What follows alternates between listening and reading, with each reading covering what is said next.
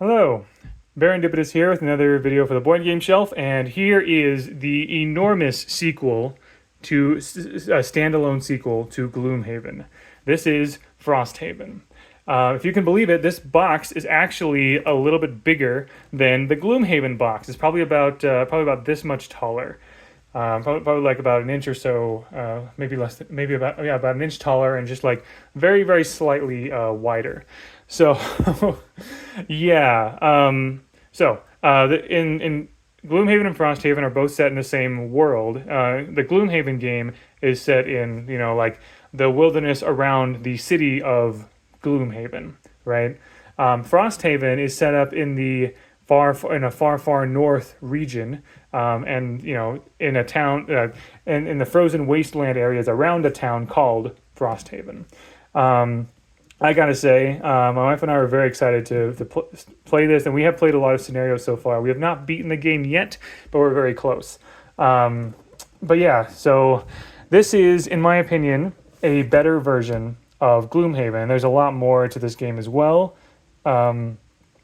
So, just trying to slowly open this here. There we go. Okay. So, Frosthaven is just a lot more organized. For example, Gloomhaven did not have this. This shows, basically there's over 120 scenarios, and for each scenario, there's a little like advent calendar type window that you tear out when you've unlocked that scenario. And then if you complete the scenario, then you can, usually you can sort of like follow the arrows. You can see at a glance what the various paths are. The Gloomhaven First Edition did not give us the luxury of this kind of a chart, which I think it's incredibly useful. Yeah, we have all these tiles and everything in here. And oh gosh, taking the tiles in and out has always been one of the hardest things because, it's like they fit in just a certain. They only seem to fit in just one specific way, or it's hard to figure that out. But yeah, I'll figure that out later. But already, so in Gloomhaven, my wife and I had to purchase a storage solution, the wooden trays essentially. But in here, Frosthaven already came with these right here. Like it's just so much better. Now they did sell a storage solution with wooden or foam boxes, but honestly, this right here is exactly we're happy with this. This is precisely what we find useful, and this is enough for us, honestly. And this is this is perfect. Very, very happy with how Frosthaven is handling their storage now. Here is the map. Oh gosh, how am I going to? This map is a bit bigger. All right. Let me see if I can. Man.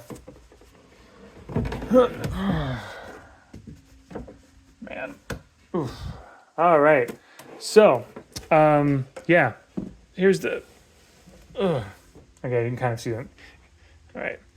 So yeah, there's the map. You can see it's kind of in two halves, essentially. So this bottom half is the town of Frosthaven. One of the big differences of Frosthaven is that in Gloomhaven, you just kind of went out on adventures. There were various events and things like that on your way to and from caves and dangerous dungeons and whatever. In Frosthaven, though, you're in this town, and you're helping to build the town up. Basically. On the actual map itself, I believe Frosthaven is around here. Yeah. So ignore all of this for the purposes of this map here. But yeah, Frosthaven is here. And I think if you were to continue this map, I think Gloomhaven would be down about here somewhere or whatever. Right. So these are the mountains that were on the top of the Gloomhaven map, and Frosthaven is up here, and you have all this ice and snow and all these dungeons and everything like that. Right. But here you start with a town that is almost entirely destroyed, but over time you gather supplies, you gather wood, metal, hide and other herbs and things like that, and you build up this town a little bit by bit. And also, of course, just like in Gloomhaven, we have a bunch of stickers here to kind of show what scenarios are unlocked and so on and so forth. But yeah, the sort of like the fortress building aspect is definitely brand new to Frosthaven, which I think is pretty cool. We've got a lot of booklets here. I'm just gonna take the all the booklets out to kind of show you this here. So there's actually a whole other there's actually a whole layer of this L-shaped thing. There's another L-shaped thing right below it uh, with more like cards and things like that. But if you're interested in the symbols for the character classes, here they are. These are all unique character classes, and these are like, I love the ones in Gloomhaven. Those are really cool. But there's some really, really unique ones in here. Once again, there are 6 unlockable classes from the start, and 6 starter classes basically. So I'll briefly explain those. But the other ones, again, if you really want to know, you'll either look them up or discover them for yourself by playing Frosthaven yourself. So let's see, we've got.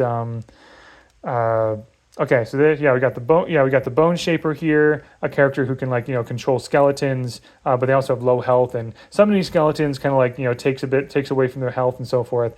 We have the Death Walker here. Instead of skeletons, they control like shadows, dark shadows or shades or souls or something like that. We have the Drifter here, the club. Basically, they're like a very versatile melee fighter. Then we have, let's see. The Blink Blade here. Basically, they are they're kind of like not necessarily a time traveler. Think of like Tracer from Overwatch. How how Tracer can kind of zoom around, kind of like manipulate time around here. The Blink Blade kind of does that a bit. And then we have the Banner Spear. One of my favorite of the starting classes. Basically, someone who inspires people, and they place banners around. And the banners that they place give passive buffs to their party. I think that's it for the starting classes, right? You got 1, 2, 3, 4, 5. Oh dear, am I missing one? I might be forgetting one. But sorry, this one, the Geminate. So the Geminate is there's a race of creatures called the Harrowers, and they're basically like sentient insect swarms, like a hive mind of insect swarms creates like one individual essentially. Really, really cool concept. And the Geminate is essentially a Harrower with 2 minds, and so you switch between 2 different forms. So you have 14 cards in your hand, which is a huge hand size, a very, very large hand size in the Haven games. But you only get access to half of them at a time, because if you're one half, the melee, there's like a melee fighter side and a ranged fighter side.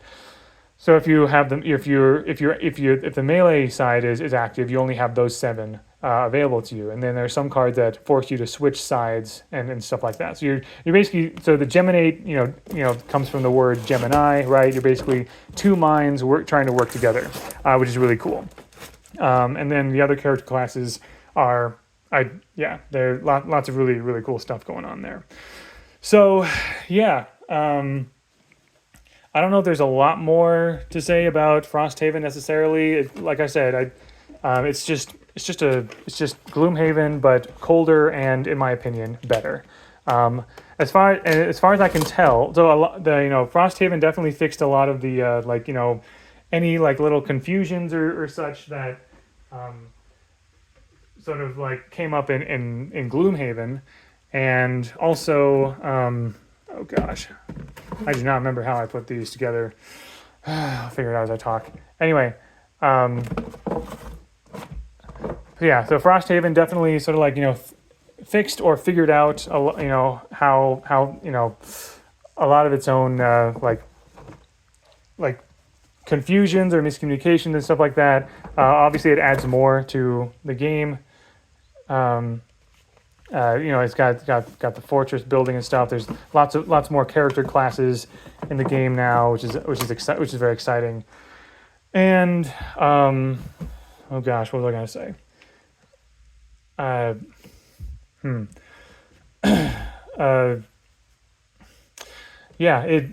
It's basically a better version of Gloomhaven. Unfortunately, even though there is a digital version of of Gloomhaven. There is not a digital version of Frosthaven. I don't know if that's going to be coming in the future or not, but if you want to play Frosthaven, really the only way to do that is through the physical game. And of course, this game is enormous, it's like about $140, $150 for this.